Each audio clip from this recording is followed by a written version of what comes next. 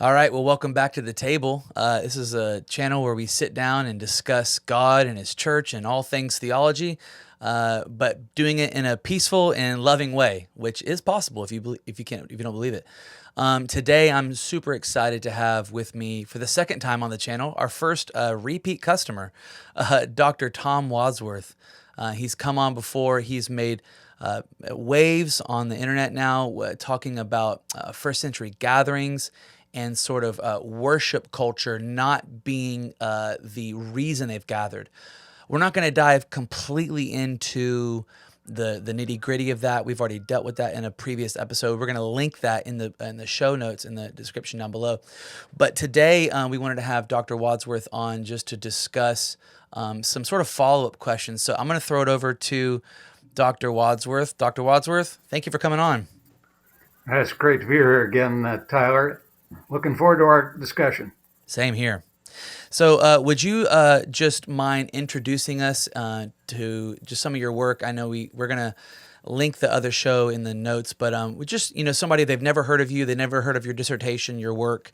Just kind of give them an introductory feel for what you're about and what you've been doing. Okay, let me see if I can do this quickly. So, almost 50 years ago, I was preaching through 1 Corinthians, and I came on 1 Corinthians 14, which deals extensively with the Christian assembly, the gathering of Christians, right? And I was stunned that the word worship does not appear there as something that Christians do. Now, we talk about worship services and gathering for worship and having a worship pastor and opening worship with this, yada, yada, yada. But that language, as it turns out, is foreign to the New Testament. And so this issue bothered me for 40 some years. And I kept studying it on my own again and again and again. Then finally, in 2016, I decided to go back to school and finally get a PhD, focusing on this topic to try to find out what is going on in the New Testament so that they did not consider themselves going to worship services or going to worship on Sunday. This is our language. It's not theirs. And so I did a deep dive on a doctoral level on this topic and finished my PhD in 2022, now about 3 years ago. And I posted some videos after I got my PhD, did about 7 one-hour videos on this topic. And in August of last year, 2024, they started to explode.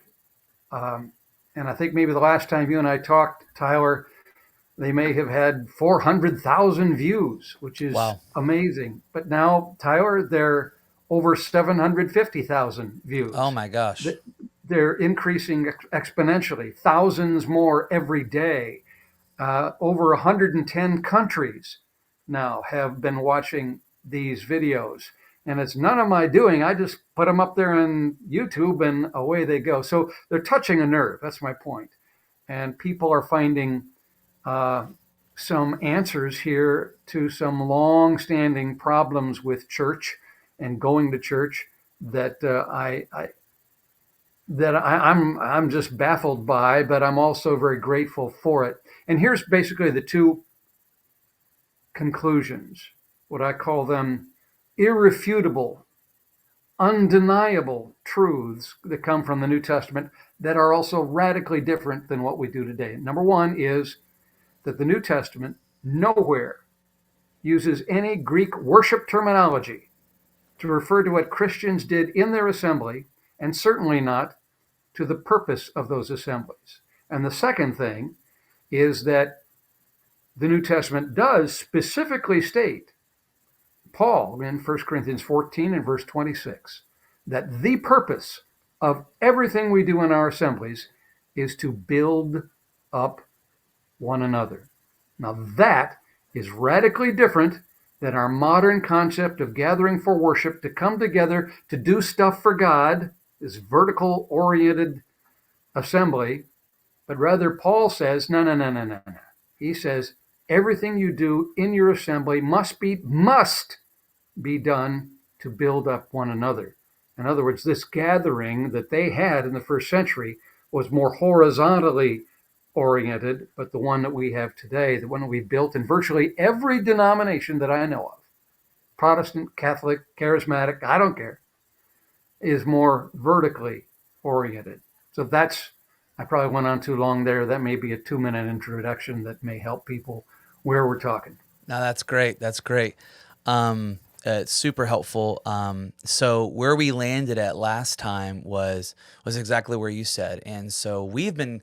I mean, just in all transparency, I had a guy reach out to me yesterday, asking if he can have a phone call because he watched our video together and he is really intrigued and interested and wants to sort of talk about all this sort of stuff. So it's on people's minds.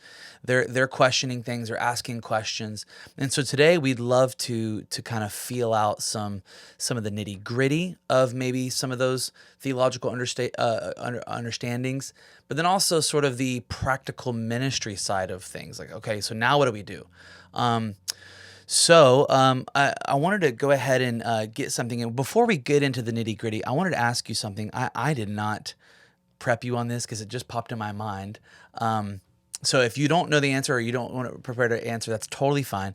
But I just came back from a conference, and I'm, like I said last time, I'm charismatic, Pentecostal, and a guy was preaching a sermon, and he was talking about Acts 13, the church of Antioch, and so the beginning, you may know where this is going, that there's teachers and prophets, and they are there liturgoing or ministering, worshiping, however you want to process that word, unto the Lord.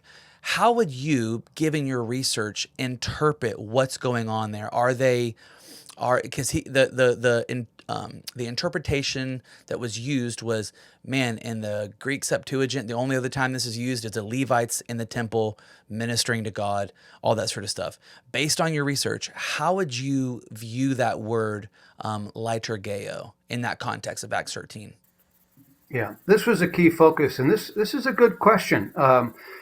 Depending on the translation you use, the English version that you use, this would be a verse where you do see a word worship being applied to what appears to be a Christian assembly in Acts 13 and verse 2. And it is the Greek word liturgeo, as you have pointed out. So liturgeo is found 15 times, as I recall, in the New Testament in its various forms. But it's found 150 times in the Greek Septuagint.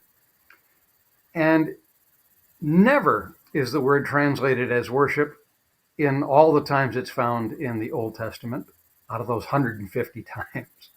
And out of those 15 times you see it in the New Testament, 15 or 16, right around there, it's only translated as worship once, depending on, again, your translation. And it's here in Acts 13 and verse 2. So it really begs a serious question about what's going on with the translation of this term. What does it mean? And without going through a great deal of explanation, because my dissertation goes into this verse. The Greek word liturgeo is a word that is commonly used, and every Greek person and every Jew knew that this word referred to what priests do in the temple. It refers to priestly work. That is the work that they would have of preparing and offering sacrifices that people brought in, of taking care of the showbread and all the stuff in the holy place of the temple, all the things that this massive group of Levites and priests did on their various shifts in the huge temple in Jerusalem. That's what it refers to. So it's bizarre that here Luke in Acts chapter 13 and verse 2 uses this term to refer, I think, to those 5 prophets and teachers mentioned in Acts 13:1. He's obviously using the term metaphorically because he knows they're not priests, and he knows they're not in a temple. He knows that they're not, fixing the showbread or offering sacrifices. He knows that. But so what's going on here? Well, I think he is using this term liturgeo as a flattering way, because his readers would have viewed priests very highly. And when he calls these guys, these 5 prophets and teachers, priests, or the work that they are doing as priestly work, he means to elevate the function that they had of, I think, preaching, or rather prophesying and teaching. They are prophets and teachers. Um, and this is all in preparation for one of the most significant events in the history of Christianity, which take place in verse 3 and 4, Hmm. which is Paul and Barnabas are set aside to go be the first missionaries on the very first missionary Mm. journey. So he's just elevating their role. He's not talking about them gathering together to worship on Sunday. I mean, the Greek word later just doesn't cover that at all Right. in any way. It never does in the New Testament or the Old Testament. But he's flattering these five and sort of hyping what's going to happen to let people know that this is a significant deal of Paul and Barnabas being elevated now into the role of being apostles. And it's later in Mm. that very chapter where Barnabas is referred to as an apostolos, apostle. Right. Whoa. So he's also getting elevated, just like he's metaphorically elevating them to the role of priests in a metaphorical sense. They're also being elevated in a literal sense to the role of apostle. And Luke does recognize apostle being a significant primary function within the operation of the New Testament ecclesia. And this is, Paul mentions this as well in 1 Corinthians 12. He says we have first in the church apostles, then prophets, then teachers. He goes through this pecking order, Right. but first is Hmm. apostles. So that's Interesting. maybe too much No, information, it's but there you go, Acts perfect. 13:2. Thank you so much. No, that's perfect. Yeah, definitely different than my context and what they would view as ministry before the Lord. I am still, even amongst all the controversy, situated in a in charismatic Pentecostal, but in the sort of the prayer room stream of that. So like IHOP, International House of Prayer in Kansas City, which is receiving a lot of headlines these days. And so that verse has been used to display that what that means. What would they be doing? They would be singing and praying and meditating and just loving on God and priesting before Him. I've heard that that sort of using that. A verb and making it priesting before him, like an active thing there, and very interesting. Well, I wanted to go ahead and get to some of the implications of having house churches or home gatherings and sort of the deconstruction of our Sunday morning gatherings. One of the things that people are going to immediately ask is, so like, what else do we need to get rid of or change or whatever? And what do you feel about? So we're talking about worship, and you already broke down last time that worship is not music. It's not singing songs. It can be, but it's not primarily. But how do you view, in light of your dissertation and your discoveries and your understanding of the New Testament and the early church, how do you view music in the New Testament gathering? Is music appropriate? Is it not appropriate? Is it necessary or is it not necessary? I'd love to just pick your brain on that subject. Hmm. First, again, my work went through all this in some significant detail. It's extremely interesting that music is so rarely mentioned in the New Testament. It is so rarely found in the context of an assembly. My dissertation did a deep dive into 15 specific passages in the New Testament that discuss what is verifiably a Christian assembly.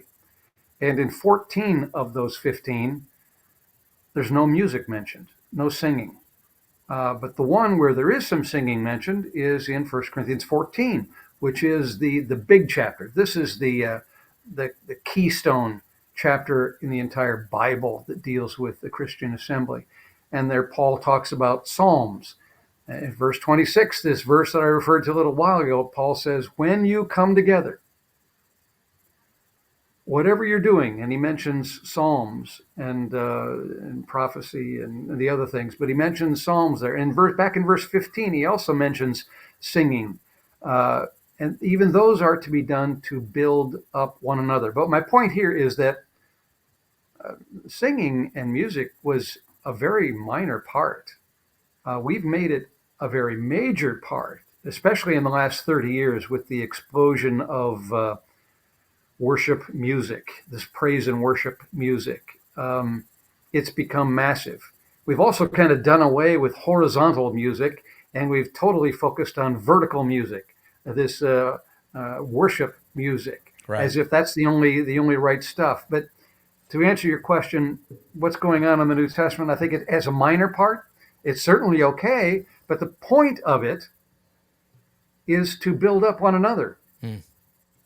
When you sing, you're encouraging one another. Think of Paul and Silas in prison in Acts 16. Mm. It mentioned that they were singing hymns in prison. Now they're not in church; they're not at a regular gathering of any kind, but they're encouraging one another with these songs. Whatever the lyrics were, whatever the melody was, it's something that it kept their spirits up, even though that they're in a dark dungeon and probably maybe haven't been flogged. I don't know, but they're comforting each other with these songs. Um, Colossians 3:16, Ephesians 5:19. We all know those verses to teach and admonish one another in psalms, hymns, and spiritual songs. So the point of singing is to be encouraging and teaching one another. We tend to think, well, it's all for God. This is all, and you can praise God, and this is great and wonderful, and it's part of the edification process. But let's not go nuts with this, people. Let's remember that the focus, according to Paul, all things must be done to build up one another. 1 Corinthians 14, verse 26. So I think that's where my response. So I don't Yeah. think it. I would think singing does not need to Hmm. be a part of every assembly. Right. I'd be fine if it weren't. Uh, but to have 40 minutes spent on it, or even 30 out of 60, not everybody is musically inclined. Hmm. Not everybody can carry a tune in a bucket. Uh, and especially in our modern culture today, where we're singing the latest top 10 CCLI Mm. songs, and you have visitors who don't even know those songs. I tell you, the That's right. churches that I go and visit, I rarely know the songs that they're singing. And I've been going to church for 50 years or more, whatever it is. Right. But there's so many new songs out there, I don't even recognize them. I can't even sing along. I don't know the tune. I don't know the lyrics. Mm. I'm not edified. Well, It's a long story short. it reminds me of an early church account. I believe it was Pliny the Younger, this sort of like Roman spy person working for the governor, and he's spying out these early church gatherings, and he's saying they're meeting before dawn, um, and they're eating a simple meal, and they're singing hymns quietly, and they pray, and then they go about their day. Looks wildly different. I mean, so much of that looks wildly different from our modern services. But even the singing part, simple, quiet hymns sung together in unison. It sort of just gives the feeling of exactly what you're talking about of people doing something cooperatively in unison to instill a sense of family and togetherness and of sort of cohesive identity rather than this big extravagant sort of boisterous sound before the Lord, which we know is totally fine. That happens in the book of Psalms or whatever. But it seems like from what we can see from early church, it looks a little different. It looks a little different, and maybe to your point, it looks different because their end goal of what they were seeking to get from the Psalms and the hymns of edifying one another through Psalms, hymns, and spiritual songs was radically different than why we sing songs. Yeah. Yeah.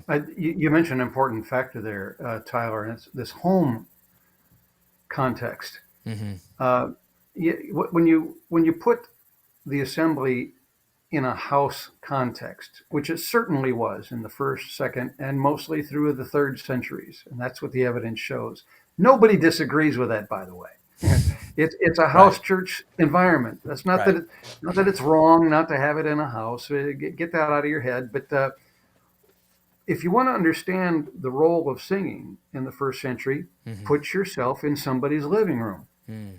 And you can't imagine somebody then building a platform in a corner of the living room and having a smoke machine back there and some big fuzz boxes Uh-huh. and laser lights and flashing lights and Right. Right. the silver microphone up there and wailing away with their Yeah. hands raised. Come on, it's just us. It's just us Yeah. sitting around and Yeah. encouraging one another, probably with a song. Right. Their music industry had not expanded to where they've got a top 10 CCLI. Uh, Right. so it's they're encouraging one another. Let's just remember Yeah. the purpose. It's so Yeah. clear in Paul what the purpose is, um, and Has there then I think things fall into place. Yeah, that's great. Has there been much scholarship on the delineation or the difference between psalms, hymns, and spiritual songs? What those mean? Because I've heard recently, and you have to just chuckle. A guy was preaching and he was going through that, and he said, "Psalms, we got to sing the book of Psalms. We're singing biblical things. Hymns, we have to sing Amazing Grace." And then spiritual songs, we're going to sing spontaneous songs as they come out. I'm like, I don't know if that's what Paul was talking about. Um, any thing off the top of your mind that comes to mind on that verse in particular? Yeah, most of what I've studied, I've forgotten on that because but Right, that triune phrase, psalms, right. hymns, and spiritual songs, has been investigated, and there's a scholarly work on that. But as I recall, the jury is out on what Mm, exactly the difference is between all interesting. those, if indeed there is one. Right. But it's the point is they are teaching and admonishing one another That is with the point. whatever those things are, Doesn't matter. whatever they are. Yep, It doesn't matter. But that's right. let's be. It's a one anothering kind of thing going on here. Let's just not lose that. Nah, that's great. Well, hey, in the theme of institutions or aspects of the New Testament, New Covenant gathering that we're discussing, that hey, what was it like for them? What does that mean for us? It seems like there is this reoccurring theme in the Scripture about eating meals together, Hmm. and that it's communal. We have in Jude talking about love feasts. We have in First Corinthians Paul's rebuke against sort of how they're doing the Eucharistic the communion meal, that they're getting the rich are gorging themselves and getting drunk before the people who working in the fields or wherever can come in. Maybe just comments on the importance, the place, the purpose of meals, and should we have sort of a restoration movement where we restore? Because I mean, I grew up in a small church of about 100 to 150 people, and dinner on the grounds was a pretty typical thing you would do once a month or so, once a quarter. Is that what we should be expecting? Maybe in a more traditional church or house churches, should they be having meals together? The theological importance of that. Yeah, just anything you wanted to comment on eating meals together as a corporate body. Yeah, there certainly is some magic in having a meal together, and I think anybody just recognizes that. That's why we get together as families at Thanksgiving and Christmas. The warmth of the gathering around the dining table with family and becoming one in that sense. There's a certain oneness that is fostered by eating food together. Uh, Before I don't want to go too far without repeating what I think I said before, in that the Lord's Supper was a supper. The Right. Greek word is dapnon there, kuriakon dapnon, Lord's Supper. And a supper is a meal. It wasn't this miniaturized, sacralized thing, magical thing that we've made it into. It's a supper. And I suspect that the early church was gathering quite regularly with a meal Right. around their gathering. Uh, we It tend to wasn't it treat this wasn't the thing Lord's snack. It was a not. supper. It was the Lord's Supper, and That's and right. it was the Lord's Supper. Let's put some emphasis on that word for a second.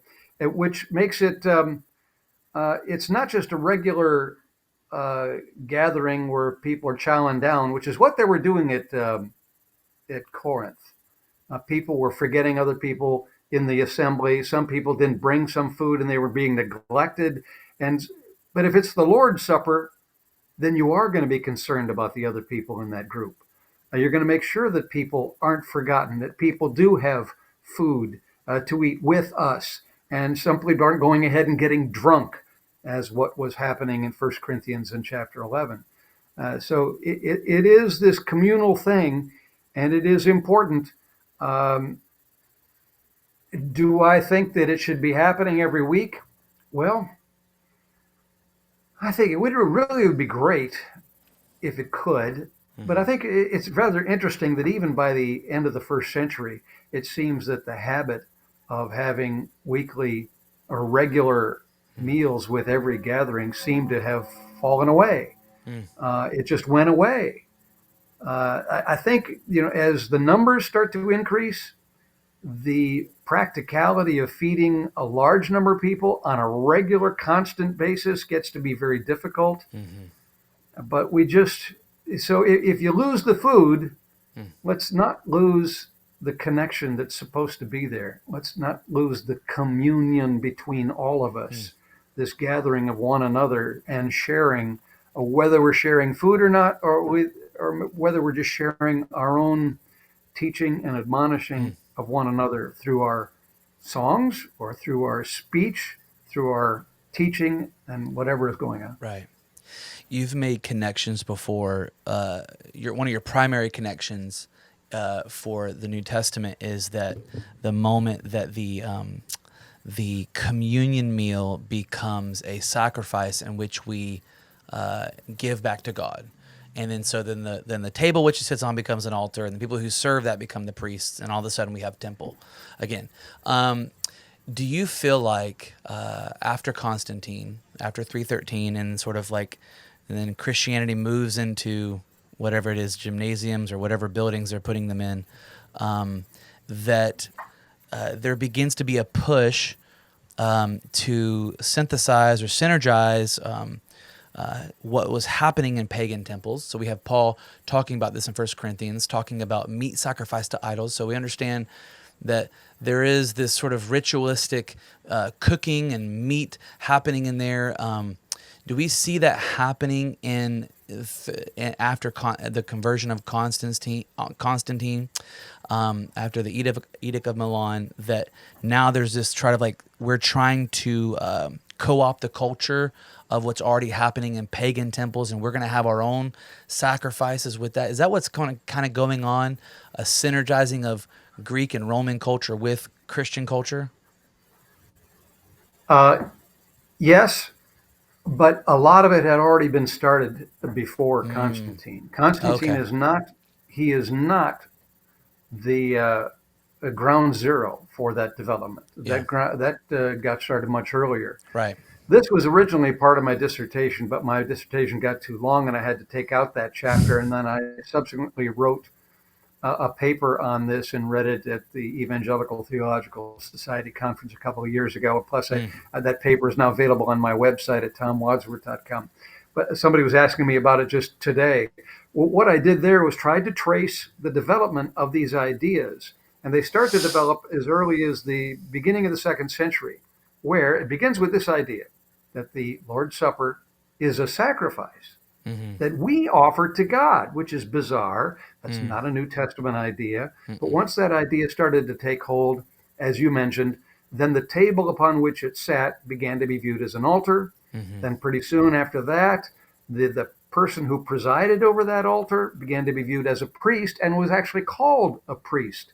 Now, throughout Protestant Christianity, for the most part, we don't have priests, but still in Catholic and Orthodox and right. Anglican communions, those folks do have priests. But that's where that term comes from. It comes from viewing the Lord's Supper Mm, as a sacrifice that we offer to God. mm, And but by the time of the fourth century, all these elements had fully coalesced and come together of sacrifice, altar, priest, and mm-hmm, temple. viewing the building itself as a temple of God, Mm. that's when all that language got going. No, that's great. And Constantine helps to cement that by funding, with massive government plus personal Mm. funding by Constantine, the building of massive, elaborate cathedrals Yeah. throughout the Roman Empire at that time. Yeah. And all of a sudden, the buildings become holy. Right. And that's a crucial development, too. Once we start to view our Yes. buildings as holy, then everything changes. Yep. And we really start to lose the fact that it's the people that are holy, not the building. You know, I want to touch on the I want to go back to the eating the meals thing, but man, that aspect right there is so it is so in my camp of Christianity, of the building being holy, and it's sort of this cognitive dissonance that we know it's not true, but we do treat it that way. And I remember I had an older gentleman one time. We were doing some rehabilitation on our church, and man, we were working long hours, and we were dog tired at the end of the day, and we had many more days, weeks to keep doing this, and so we had some of the tools and some of the materials set out on the ground or whatever, and we're going to use them right in the next morning to be there. And he starts putting everything up in nice piles on the side and all this sort of stuff. And I asked him, I said, "Hey, it's 9 o'clock. Let's just go. It's totally fine." And he said, "Absolutely not." He said, "The Lord walks through the camp at night." And there's this verse in the Old Testament, and I said, and he was dead serious, and his conviction, which, hey, I honor that. He's trying to be a good steward of what God's given them. It's perfect. It's a great and noble thing, but it is intrinsically misguided in the sense of that the God walks through a building with an address at the in the evening, like he did the camp of the Israelites. And so, I wanted to make a comment about the eating of meals. My brother-in-law and I, who we co-pastor our congregation, our fellowship of house churches here in Tampa, we had the privilege of going to Iraq a couple years ago to visit some house church leaders there and the house church movement, and see what they were doing, and just partner with them in prayer and ministry. And it so surprised me, the sort of communal living of people who live in the East. At one point, I asked one of our guides, I said, "Does nobody work here?" Because everybody is just out, and they're everybody's house all day long, and they're hanging out just continually in the middle of the week. But one of the things we did every single night, we ate with people, and when we ate with people, they were eating with neighbors and different people from all around. And one of the things it does, and they were all believers, Muslim background believers. It solidifies. There's nothing like eating with people to solidify a feeling of family, of intimate connection. And I don't know, sort of your feelings on Tom Wright, but or the New Perspective. Oh, got my camera's not. There it is. Perfect. But he talks about salvation being yes, being justified before God, but another really important part is being adopted into a real spiritual family and living like one, and living a part of this multi-ethnic, multi-cultural, racial, whatever spiritual family, and living as one. Everything, all the mountains get brought down, all the valleys get brought up, and everybody's co-equal there. And there's nothing like sharing a meal in vulnerability that makes you feel that way. And I wonder if that's some of the Lord's divine plan, is that everybody kind of gets leveled at the table, which would make sense concerning Paul's rebuke. He said, "Hey, you're not leveling everybody here, because the rich are eating and the poor aren't." So, anyways, yeah, I was just a sort of a thought that popped in my head while you were discussing that. Anything you wanted to comment on there? Now, all that's excellent, Yeah. and that's right on target. The food does equalize, because Mm. we all need to eat food, and it does Amen. make all of us equal in that sense. And let's remember that the Lord's Supper started with the Passover meal. That's right. This is even while Jesus was alive. This is when he instituted this idea. Right. Man, uh, it has to be divinely organized in that way because it was specified that way. You think about it this way: almost nothing else in the Christian assembly is specified. Hmm. In the Old Testament, the temple is specified, the kind of wood you use, the so many cubits long this, so Wow. many cubits long that, the kind of floors, the kind of curtains, the kind of everything that takes place is specified. Hmm. But in the New Testament, about the only thing specified is that meal. So That interesting. meal. Such a great Yeah, point. it's that important, so Hmm. central to our experience together. Wow, that's awesome. So we're about halfway through. I wanted to ask this question. I know you've been getting some questions about sort of anytime we begin to try to go back and restore first century gatherings or something we've lost. Inevitably, this question gets brought up about the day of the week that we worship. And you've had some interactions with Seventh Day Sabbatarians engaging your videos.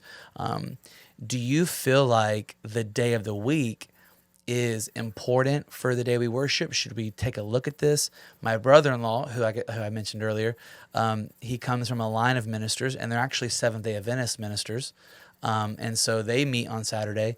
But yeah, just anything you wanted to say to that? How, is the day of the week important for how we understand the gathering? Short answer: no. Um, and that's really the whole debate of Saturday versus Sunday Right. is symptomatic of the problem. What we Interesting. have done there, and the way we have messed up the assembly is we have sacralized it. Yep. We've sacralized so many aspects about it. The first problem was sacralizing the Lord's Supper and viewing it as a sacrifice. And from that, all kinds of abuses and twists and shifts took place.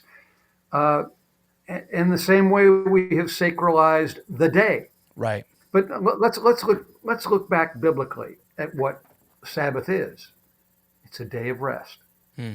It's not a day of worship. We know we made it a day of worship. Mm. We made it a holy day. But wait a minute, where'd that come from? Right. Where's that coming? Is that coming from the Bible? And so there's this debate of whether Saturday or Sunday should be the day of worship or should be the holy day. Come on, where does that idea even come from? Right. So what I'm saying is what is sacred, what should be sacred in our mind, is one another and our purpose in gathering of building up one another. You want Yes. to do that on Thursday afternoon?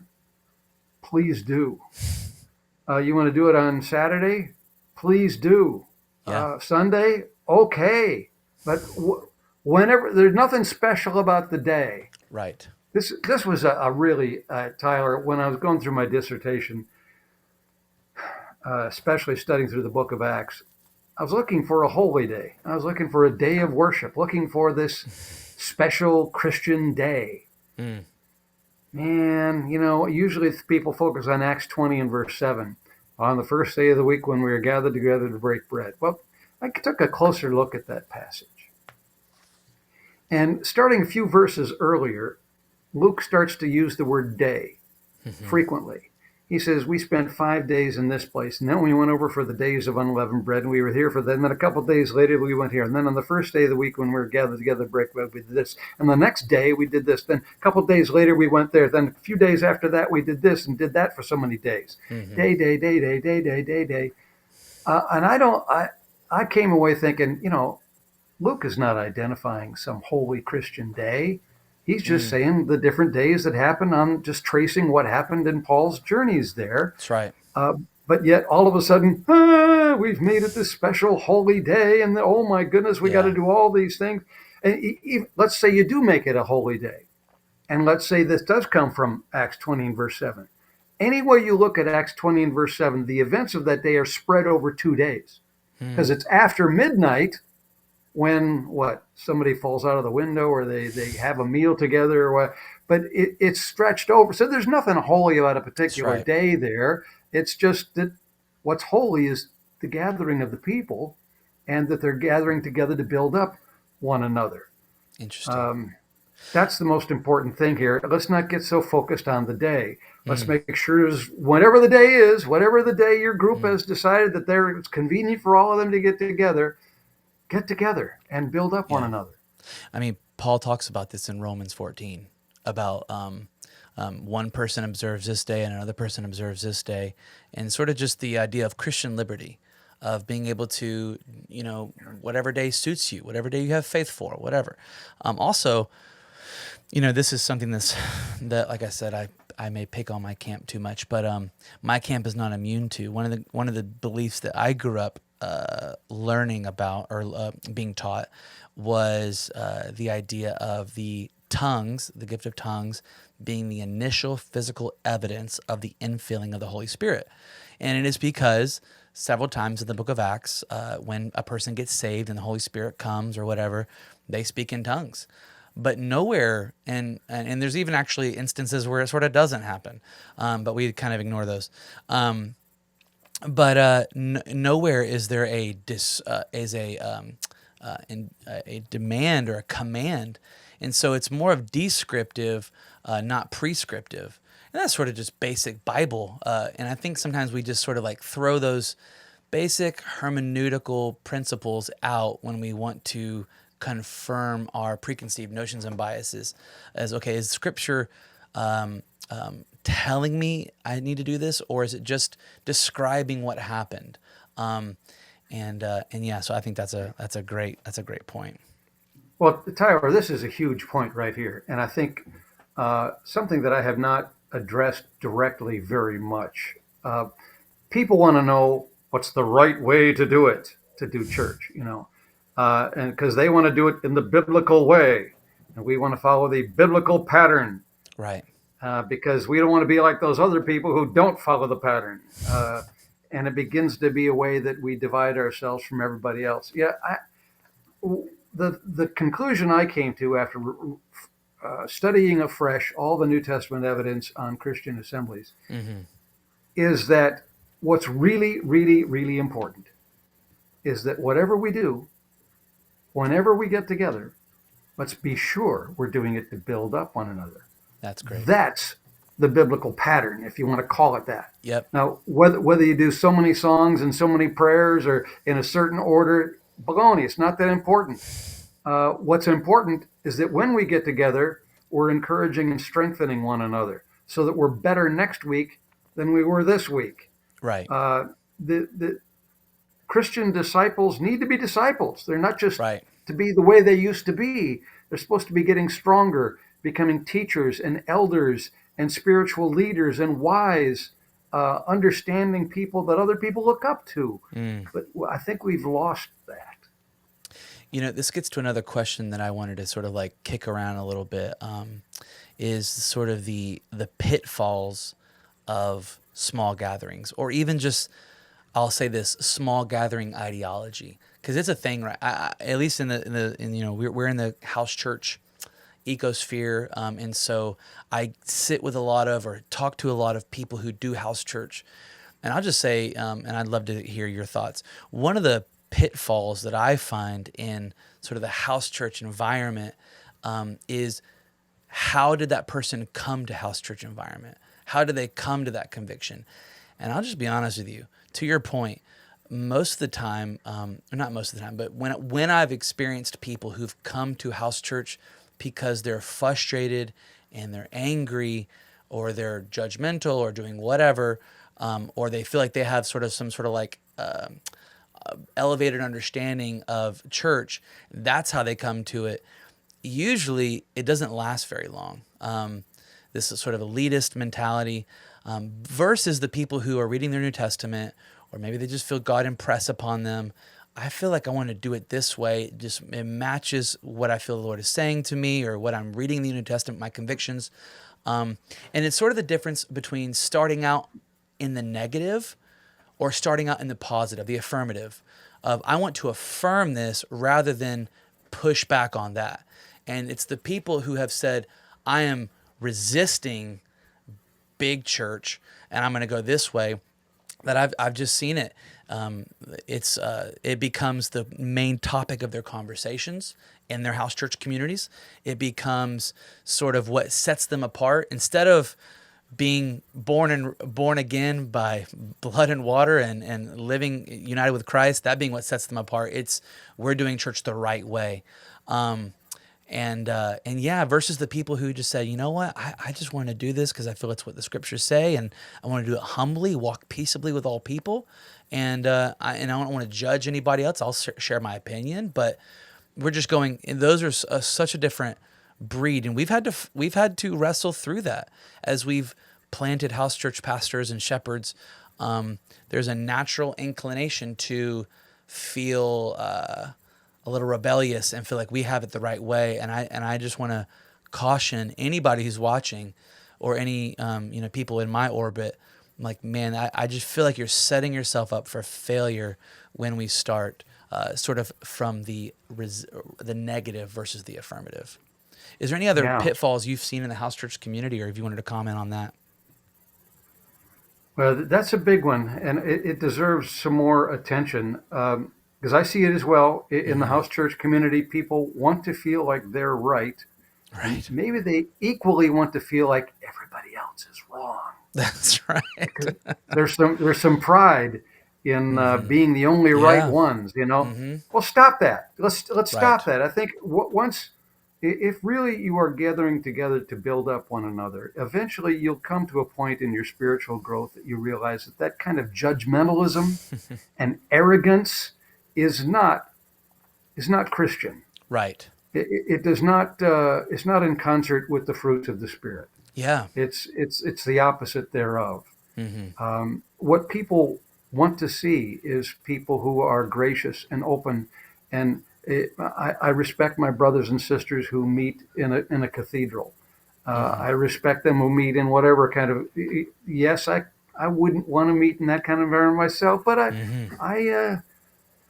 yeah, we got to love each other. That's the biggest thing that spreads goodwill about Christianity, is That's when right. we have that kind of attitude. But when we're judgmental Hmm. and condescending, we're just a bunch of arrogant jerks.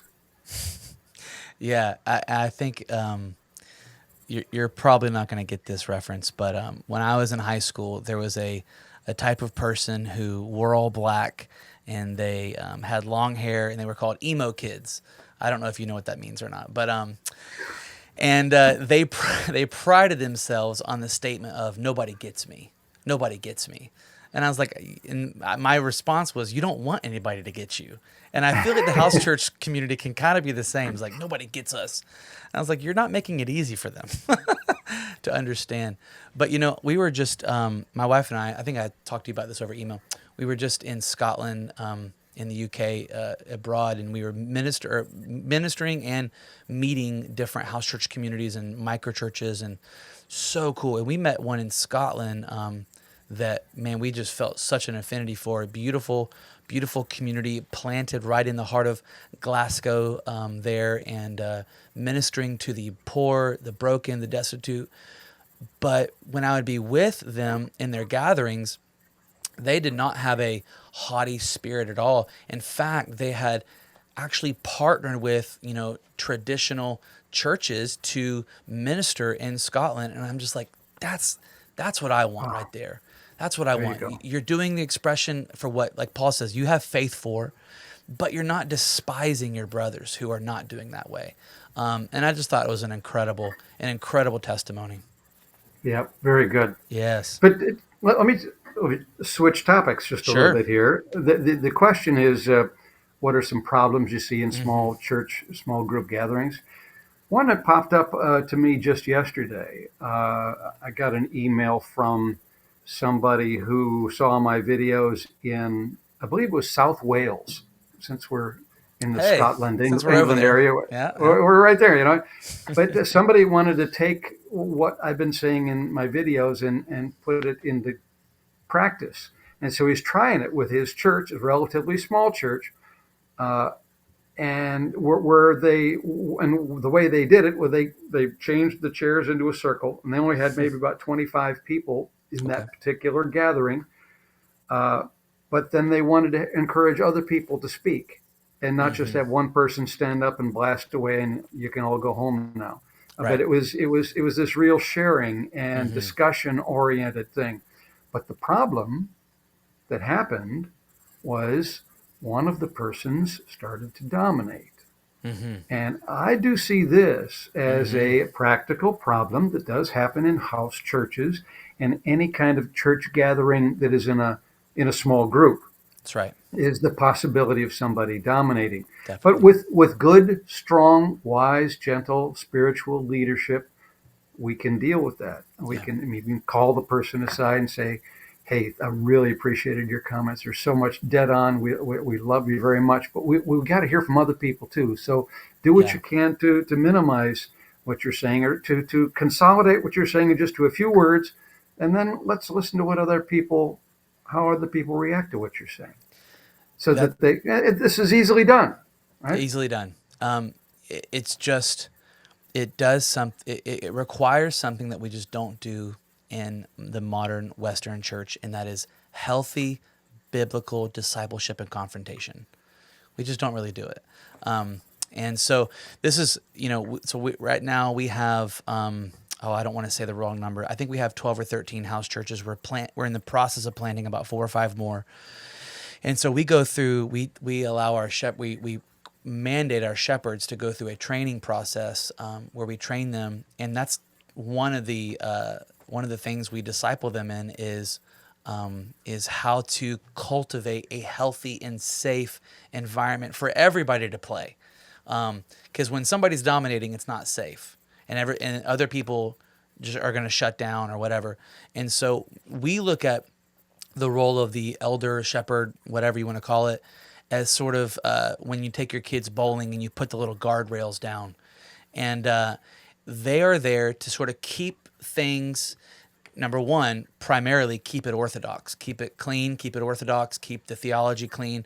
We can have a robust discussion, even an engaging or challenging discussion, as long as sort of that safety rail is there, so we don't start reinventing Arianism or something.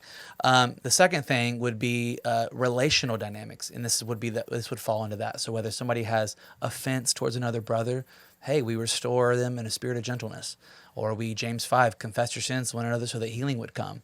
Um, or it's this right here, it's keeping the guardrails. So most of our house churches operate very similar.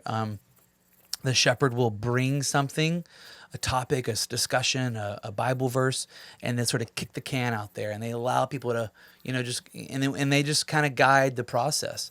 Um, but yeah, and it just, it does something that is so beautiful, and it allows different people from different backgrounds, different cultural backgrounds. I think this is what Tom Wright's talking about, to participate in their Christian walk, and you get to watch and you get to see all these different textures and shades of Christ and how he's working in their life. And it's just a beautiful, rich experience versus one very typically sterile delivery of what's happening. Yeah, I totally agree. One of the things I'll hear your comments on. This is something we haven't dealt with this because we have an eldership structure surrounding and over the house churches, but I know others who have.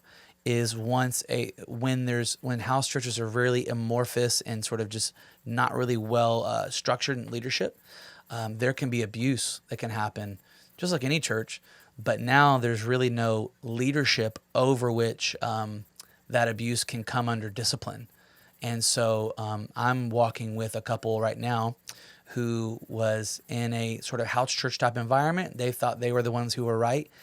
And the guy just went crazy haywire, told them to stop reading their Bibles because we don't need to read the Bible anymore because we can hear it directly from God. But actually, I'm going to be the one who's just going to tell you exactly what God's telling for your life. It's a cult, and so they think by God's grace got out, and so we're discipling them and rehabilitating them. To be honest with you, but that's another one that I've seen that Yeah. can be a real danger in these communities. Yep. It sounds like you've got a nice program there of training to so that these leaders know what they're doing once they get Yeah. into these environments. Another aspect. I've been leading small groups for 45 years or something, and Mm. another thing that I try to do is I'm always aware of the people who are Mm, shy, that's right. who are a little hesitant to speak up. Hmm. And I'm keeping my eye on them. And when I see a twinkle in their eye or their eyes light up for a second, I'll say, Sue, I noticed your eyes opened up when we said this. So what were you thinking then? Mm, And the point of that is just to get them, to bring them into the group, mm, bring them out of their shell. And almost always they're glad to talk. It's amazing if they're encouraged, but they're not right. going to blurt it out on their own. But Hmm. if you pull them in and pull them out of their shell, Right. um, then this beautiful creature begins to open up to everybody else, and everybody else sees what a wonderful person this person is. Uh, Yeah.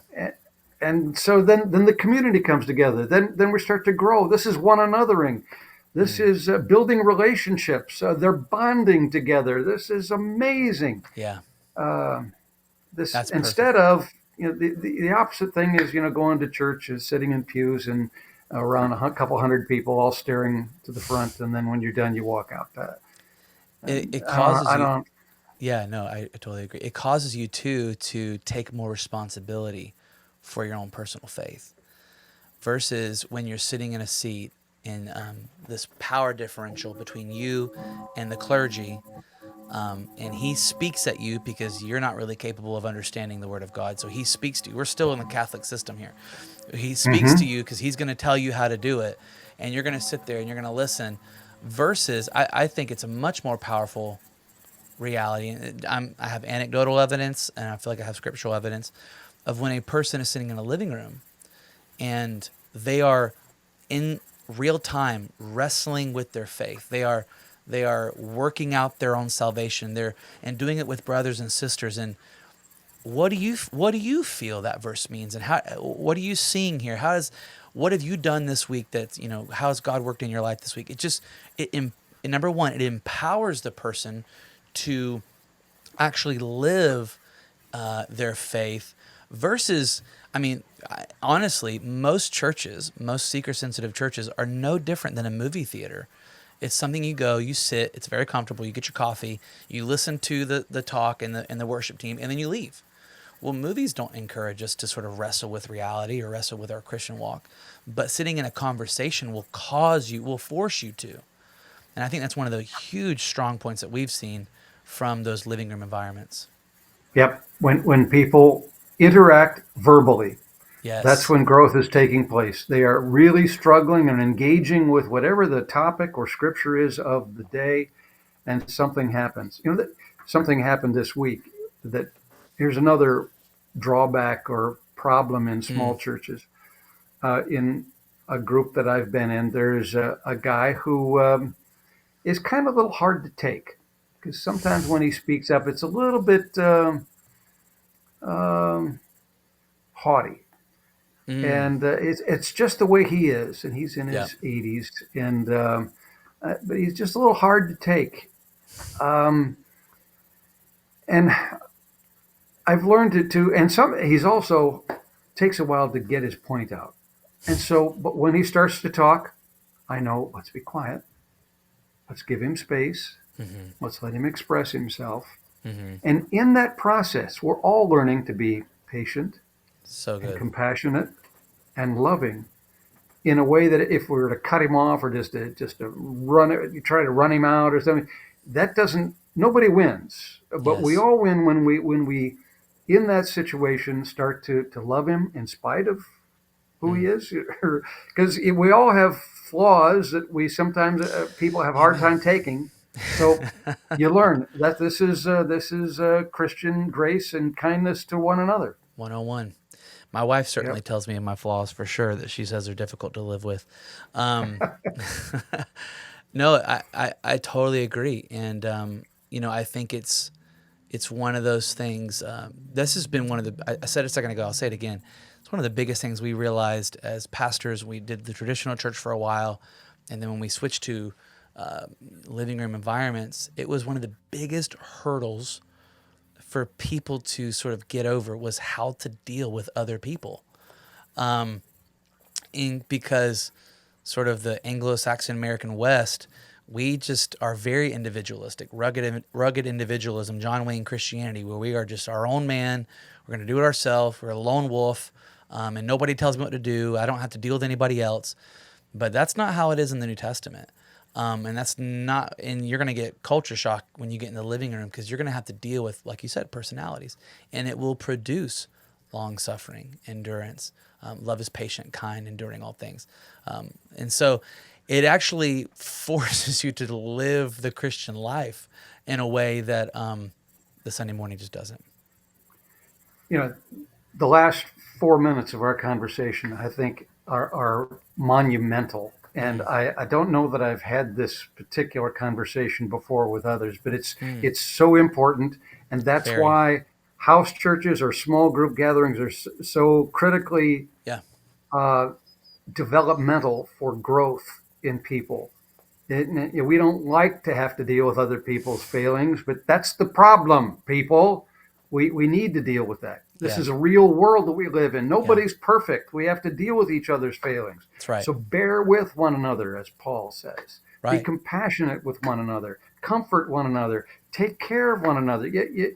Man, this is Christianity 101, like you say. Yeah, and you talk to most people here, and I know we're at the end of our show here.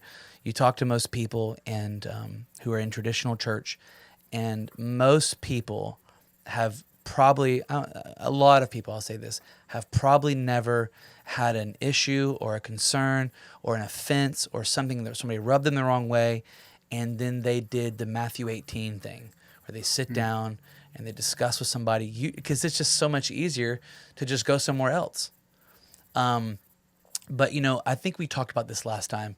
I wonder, I'm curious if there was just something in the mind of God that he could have come at any point Jesus could have come and instituted the church at any point in time. He could have made the prophecies say whatever they wanted to say. He could have made Rome cause Christianity to be legal from day one, whatever.